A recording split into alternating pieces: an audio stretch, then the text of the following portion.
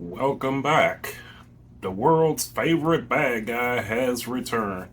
Um, so let me explain something that happened with episode 47, which lasted like all of maybe a couple of hours on YouTube. I was talking about the Alabama Riverfront Brawl, and basically, I was just going through exactly what happened and what I thought happened and so forth.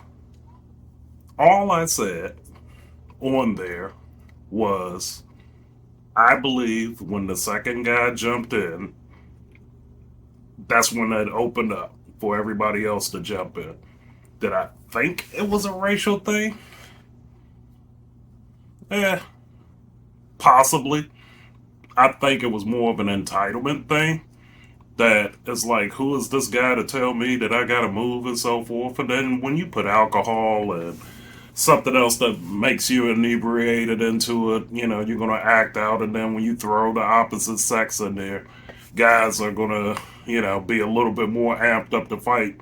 Because I think if it was all guys out there, they probably wouldn't have gone that far. And then you got people egging you on and so forth. It just, it was just an ugly scene. It was sad. YouTube had taken down the video because they were saying something I was promoting violence when it's all over the news. I'm just giving my perspective on it. How come they didn't take down all those other videos that's showing the same thing? Why? I can easily put race into it. I'm a black guy that has his own mind and don't follow a script. So it's like, oh, he's not following the script. We need to take his ass off of there. So I could easily play that card. So, think whatever you want to think. I might actually send a link to where you can watch my actual react to it and you tell me if it was bad or not. I'm just explaining what happened and, you know, nothing else. I mean, all of the violence and all of the nonsense was in there, and the guy with the chair, I said, was absolutely wrong. I mean, there was no reason for him to hit that woman like he did that was, already down, basically.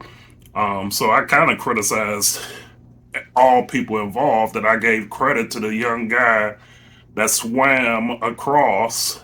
I was like, that's somebody you want to have on your side and so forth. If you ever get into a brawl or whatever, you want to make sure that you got real dogs out there, and I'm saying dogs in a loving way that'll help you out. You always want that in your corner. And I kind of changed up the lighting a little bit, so if I'm looking a little bit different here, I'm just doing another look just to see how it is on video and so forth. So, again, I'm having fun with YouTube, so and shooting videos. I also created a Rumble account, so I'll put that out there, for some of these videos, and I might move some videos there and so forth, just so my content will still be out there for people that actually want to see it and so forth. Um, Anyway, with all of that out of the way, let me get to something else that's controversial. We have an IST problem. And you're like, what in the living hell is an IST? Well, it's just like an ism, but we just changing one letter there. Um, IST is like environmentalist, feminist, globalist, any ist, racist, classist, any ist that you could think of. Now, let's say you're a single man and you're going on dating profiles and you see a woman that, okay, this might work and so forth. And one of the things that she puts in her profile, and yes, she says she's looking for men, and she puts up there that she's a feminist. Now, explain to me how that relationship is going to work when you two are talking, unless you're just a straight beta male, you know, and you're going to have a good conversation about her being a feminist. And then does she even know what a feminist is? And how much of an argument you two are going to have? That's just like if somebody was white and they put in their profile that they're a racist, okay? And they're looking for black folks, they're looking for Asian folks, they're looking, it's like, hold up, how is this going to work if you're going to be racist in a whole bunch of situations and so forth? Why would you want that in your profile? So, to me, when you're putting out a profile and you start listing all of these IST, I'm an activist, I'm, feminist, that's like me saying I'm a misogynist, It's like, why would you think that will be attractive to the opposite sex?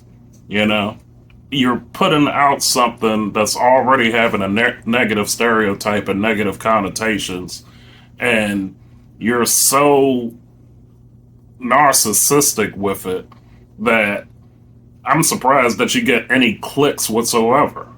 You know what I'm saying? Because it's like you're taking an issue and you extending it past, a relationship.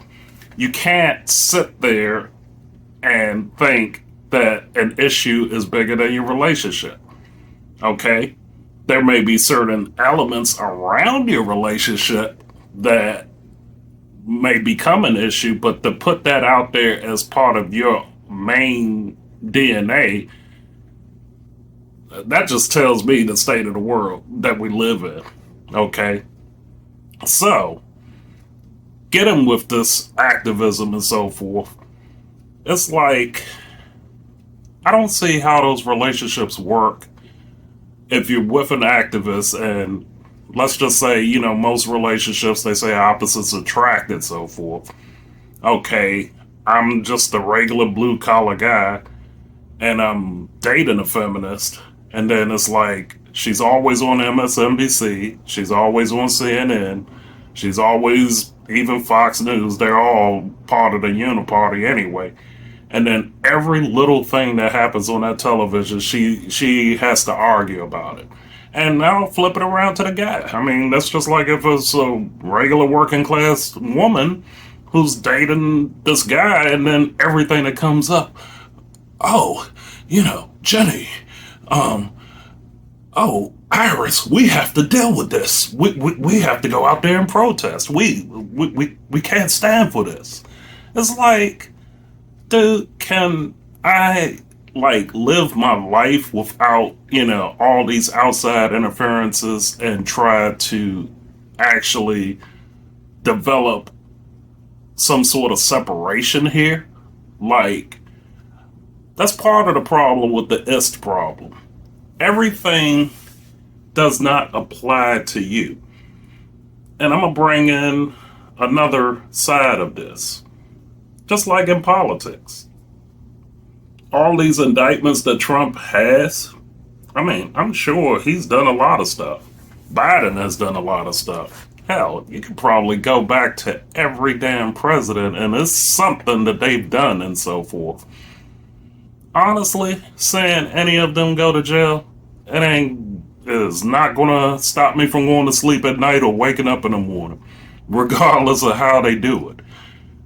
But I will say this, when you politicize stuff like that, it makes it a hell of a lot less trusting to the public that, okay, are you doing this because they did the crime? Or are you doing this because you're trying to stop them from doing something else? Are you afraid of what they're going to do? Is this a revenge thing? Is it, it's been played in such of a nasty way that you don't know what to trust or who to trust. Okay? So that's another IST. So if you're an activist and you're always hating one or the other, how is that affecting your life? There's some people out there that's probably in relationships now that would rather lose their job, lose their livelihood, just to see Trump get locked up and go to prison. That will make their whole life whole in their view that, okay, if I did nothing else, I would give up my CEO job. I would give up my six-figure salary just to see his ass get locked up. That just shows you how stupid a lot of people really are, you know? And the same thing on the other side. I mean, if Hunter Biden gets locked up for the next, 20 years or get the electric chair or anything like that, I would give up this farm just to see that happen. Really? Does it really impact your life that much? It sure as hell don't impact mine. And I very seldom get into politics, but part of the IST includes politics, political activism, political activist, you know. IST and isms is just one letter away from each other. One is the representation of what you're doing, and one is the representative of what you're doing.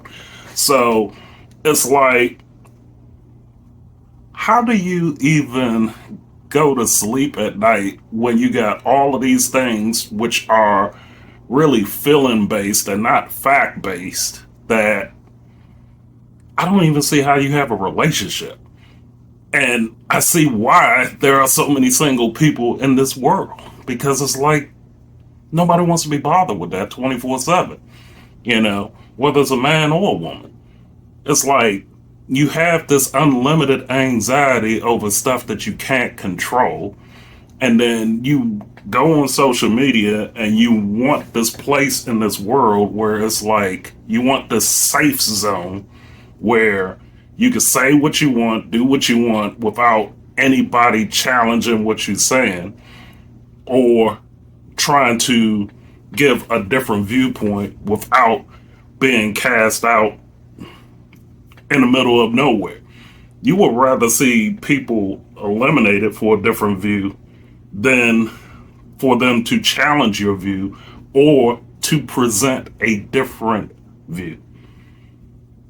That gets old after a while. That is why America and now the world is falling apart, because everybody's feelings mean more than facts. So, with all of that being said about feelings versus facts, we're falling apart as a nation because inflation is going up. Everybody keeps saying it's stagnant and so forth. I don't see anything that's stagnant. Rent is going up. Energy bills are going up. You got a war with Ukraine that pretty much most of the average Americans don't even want. You have incidents like what's happening in Maui, and it's hard for them to get a check to take care of clean up, get a new house, build someplace else. It's like you have administrations that drag their feet on domestic issues, but international, oh, they're all over it. And I'm not saying you shouldn't help the rest of the world, but if you can't take care of home, then you don't have a home.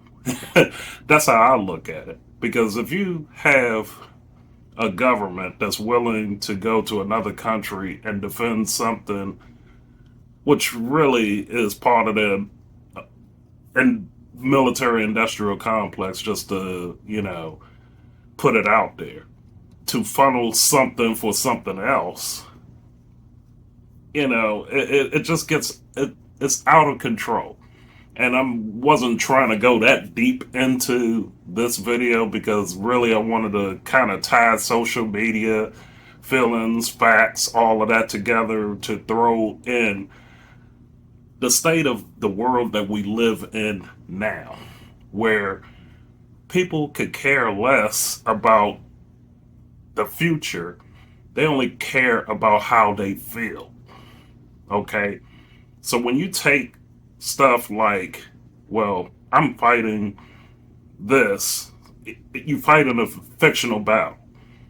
And one of the fictional battles I would always go to is the LGBTQ community.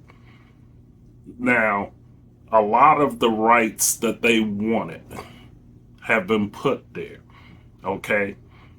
They wanted to get married. Most places they can get married. You have adults that want to change their gender. They've changed their gender.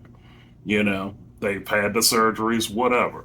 I'm not getting into the micro details, whether or not that person's still a man or still a woman or whatever, but they go and do the surgeries anyway because that's what they feel like they are. It's not facts, it's just feelings, okay? Man, you're in America. You can do what you want as long as it goes by the Constitution and you're not hurting nobody else.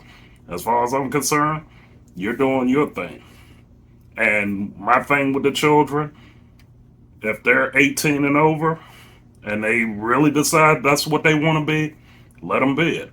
You don't get them at 6 and start, converting them into whatever just because they watch My Little Pony or Rainbow Bright and all of this other stuff and they want to become something else. And you can dislike it, I could give a damn because people love and hate my ass no matter where I go at because of who I am. And I'm no bigger and no smaller than you are. And I got my own opinion and I'm still going to have my own opinion. It's not about hate, it's about, what I see and my interpretation of what I see.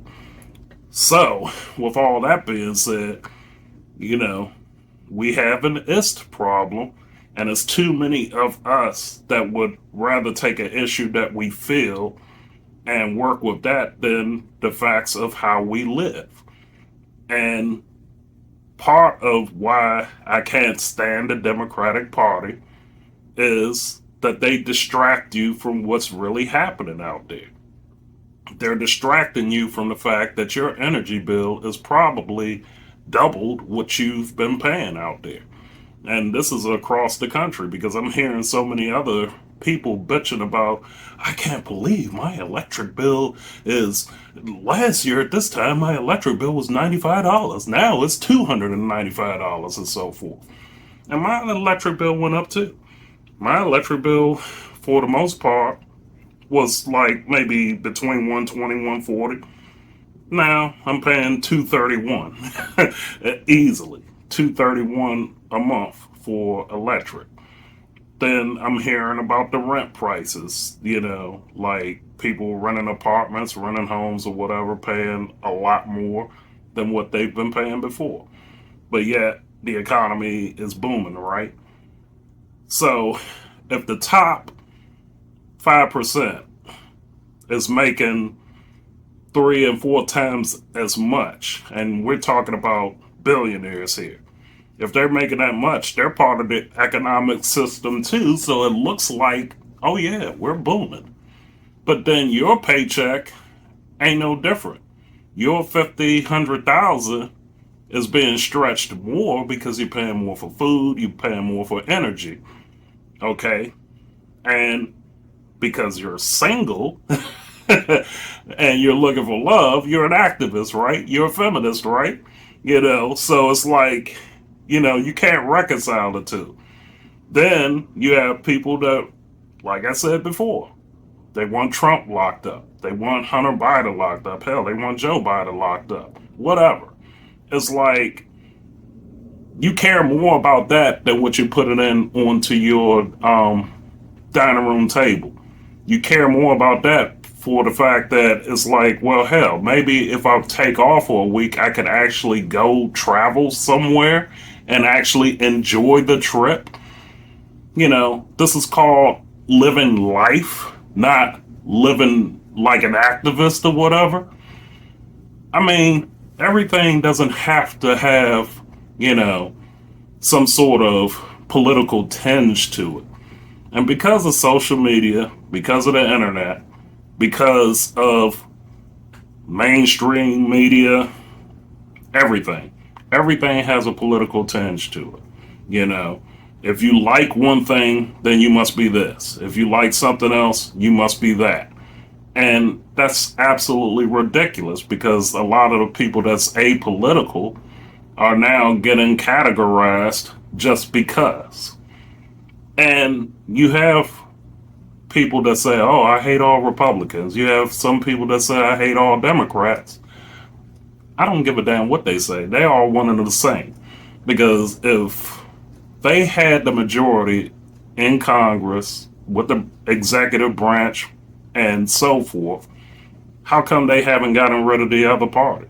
How come they haven't made landmark legislation that makes it almost impossible for the other party to do what they do? Because they can't, because they're all in bed together. It's like, I'll let this pass if you let this pass. I'll put this entitlement here and allow funding to go to this if you allow that. It's a it's a wink and nod deal that they're doing all the time, and all of you are stupid enough to fall for it. You know, Biden got elected because people thought they was going to get a $2,000 check, and they thought he would do better with COVID because they didn't like what Trump was doing with COVID. There was a lot of people out there that said, I don't think, Trump is giving a damn about COVID.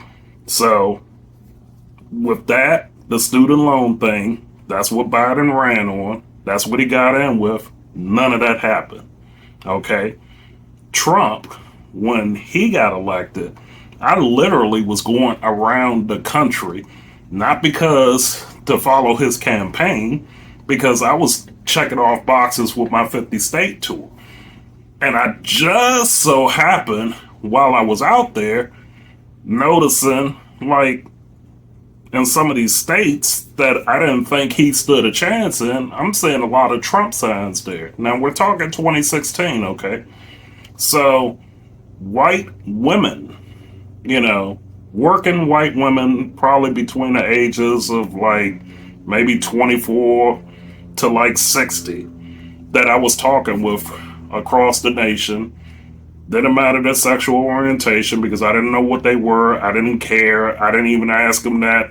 And they volunteered a lot of information to me.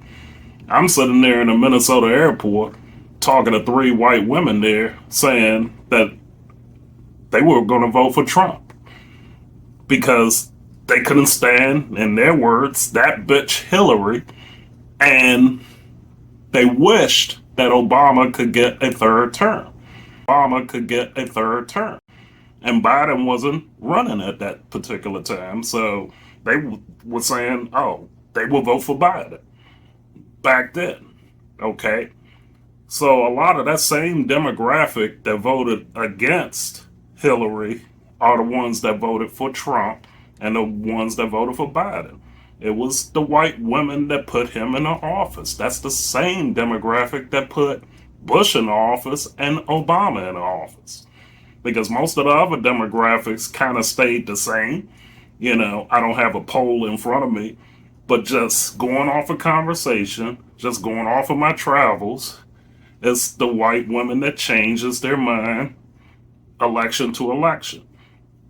So in the case of when Trump went against Biden in 2020, it was all about that check.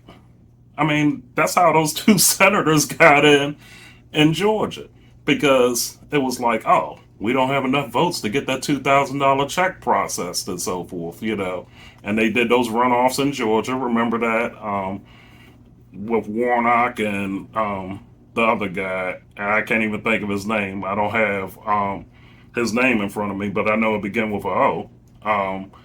They voted those two in, and again, nothing else happened.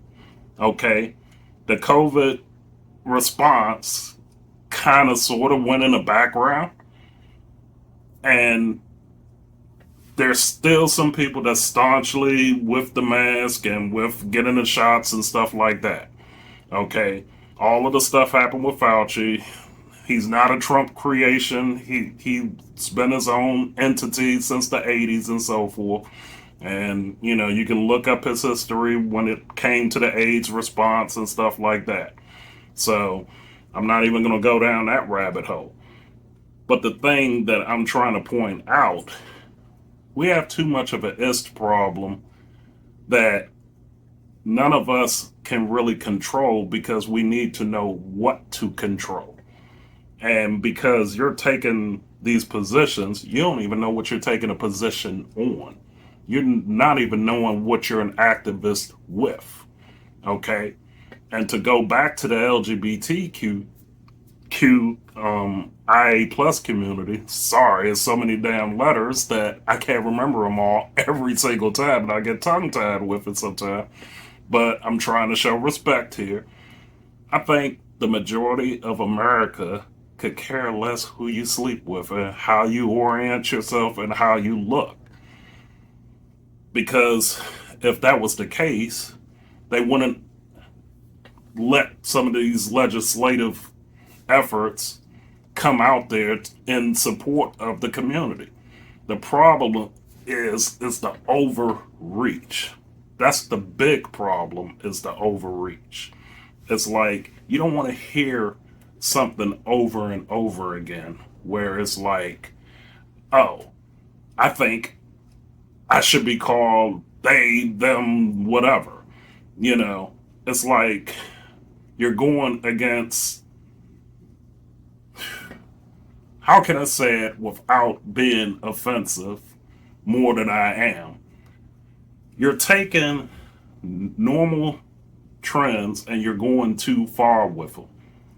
Nobody has time to follow every single, acronym, statement, slang, whatever that's in that community that you're not a part of. You know, I am not actively looking to figure out, oh, am I fitting into this box here? Just like me being black, I think I've had more people try to put me in boxes than I try to put myself in boxes. Okay? I don't particularly care to be called African American. I definitely don't want to be called Negro. I just prefer black. You got white on one end, you got black on the other end. Leave it alone. Okay? So, when it comes down to that community, something changes. It sounds good. Remember that Latin X and stuff like that? I mean, it's like, okay, this is what you come up with, and then, 2 weeks later, something else comes up. Enough of the bull, and stop thinking. I mean, I even saw a stupid video about honorifics. And honorifics is like, yes, sir, yes, ma'am. And some dumbass wanted to get rid of that because that's offensive if the person is pansexual. It's too much. You see what I'm getting at? It's too many layers to this cake that's not a cake anymore. I got that from an 1890s person in my old neighborhood in DC. It's like, that cake looks good, by itself. But then once you put the icing, the candy, the fruit, everything else on it, that cake doesn't look so good anymore, you know? And that's the problem with that community. It's like you're adding too many layers to something that's going on, and then it's spilling off into other areas of society where people are, one, confused, and two, getting frustrated because it's like, okay, I mean, I'm not standing in your way of doing something, but you keep putting barriers up over and over again. You're putting all these barriers up all over the place. And now I don't even want to deal with you because I'm not trying to offend anybody anymore. And that's besides DEI and everything else that's going on. It's too many layers. And then you have all these satellite issues that's going on where people can't even follow what the hell is happening anymore. And you have people that's upset 24 hours a day, 7 days a week. You have a lot of people that have anxiety. Then it spills off into all these areas, like sports, like the church, like you name it. Somebody's going to talk about all of these issues that are almost non-issues to distract you from something else. And until people finally get it, and realize they're putting all this undue anxiety over you, you're losing it. And the country's losing it. Eventually, the world will lose it. Is it the military industrial complex? Is it big pharma? Is it the billionaires getting together? Is it the elites? That's what they don't want you to figure out. And it's going all the way down to a dating profile. It's going all the way down to social media. You know, it's the narcissism that we have. It's all of the insecurities that we have that we're willing to put out there for everybody to exploit. Not to help, but to exploit. Until people realize what you're dealing with on a grand scale, we're never going to get out of this mess. Okay? And that's what I want to express to you. And it all starts that we have an IST problem. Okay? Until the next video.